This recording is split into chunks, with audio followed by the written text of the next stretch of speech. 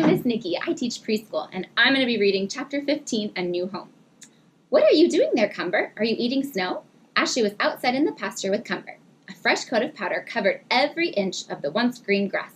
Is that delicious? Cumber looked like a woolly mammoth.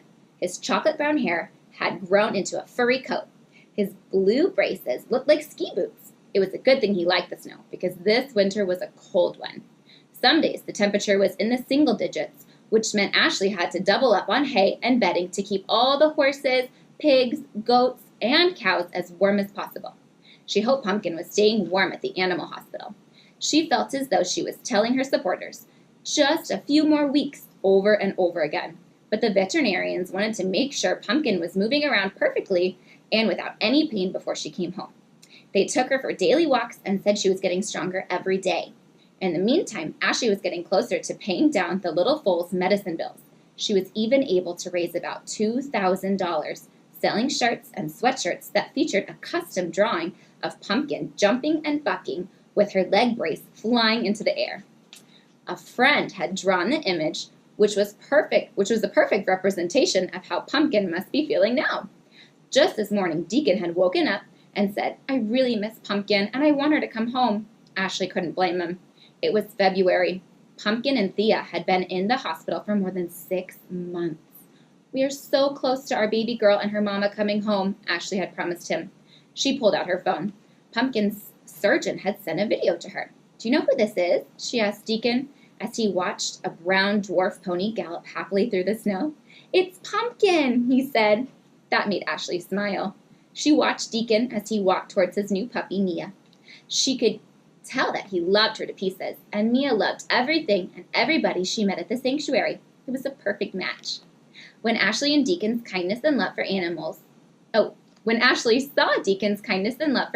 grow each day, she knew that her sanctuary was moving in the right direction, and they were about to have a big move. Later this year, Ashley would move her sanctuary to New Jersey, right next to her friend Julia. After a lot of consideration, Julia and Aunt Ashley had bought the old dairy farm together. It was the first time the two had farm-based sanctuaries and come together to purchase a property. And it was the only way Ashley could keep doing what she was doing. Now, Twist of Fate Farm and Sanctuary's mission could continue on for years to come. There was enough space for all the animals that Ashley had rescued and room for even more to call home.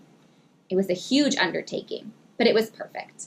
100 acres she could call her own. There was room for visitors and volunteers, plus a farmhouse for her and Deacon to move into. There was so much work to do. $13,000 had been donated towards her $100,000 fundraising goal, but she knew she'd get there eventually.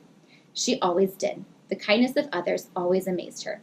Ashley had started the sanctuary in 2012. She'd come so far in just 7 years. She thought of all the cool people she met whom she could now call friends and neighbors, and the animals she'd saved that she could now call family. This property would be her biggest project yet. It needed a lot of work, a lot of love, and a lot of patience. Ashley was used to that.